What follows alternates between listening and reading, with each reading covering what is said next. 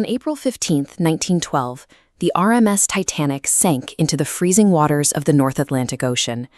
Exactly 110 years later, in 2022, Valve Corporation released a portable gaming computer that allowed a massive library of PC games to be played anywhere. Mainstream historians and tech journalists maintain that these two events have nothing in common. They claim that the console's name is simply a product of modern corporate branding. But a look at early 20th century maritime engineering alongside gaming industry terminology suggests these names aren't as random as they seem.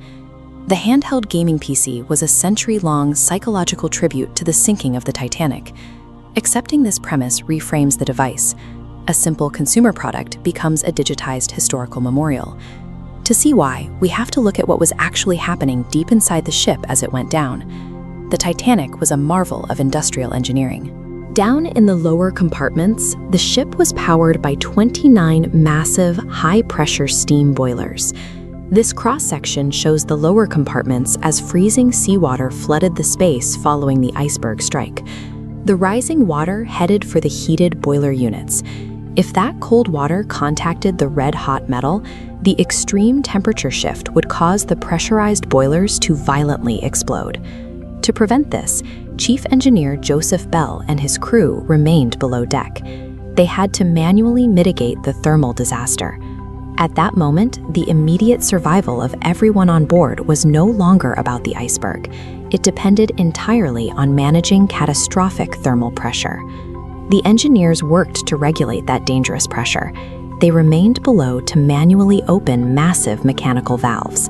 These devices were used to vent highly pressurized steam, pushing it safely out through the ship's funnels with a deafening roar that was recorded by dozens of survivors.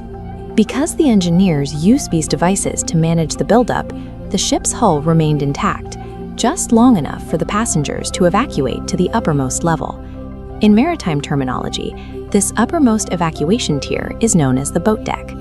In 1912, human survival depended on a specific sequence, manually managing the valve to release the steam to safely reach the deck. Fast forward to 1996, a former Microsoft employee named Gabe Newell founds a video game company. He avoids typical tech buzzwords and names his company after the exact mechanical device used to regulate steam pressure, Valve. 7 years later, in 2003, his company launches a massive digital software distribution platform. He names it Steam.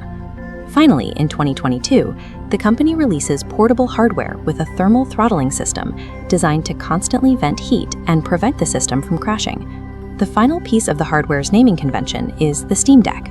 This chronological progression follows the Steam sequence as the engineering crisis of 1912. First, he built the valve. Then he introduced the Steam. Finally, the Steam Deck. When you are playing a high-intensity video game and your console's cooling fans kick on to push out hot air, you are participating in a digitized 110-year-old tribute to the chief engineers of the Titanic, frantically venting pressure to save the ship. Stay dizzy, my friends, and welcome to the Timeline Circus.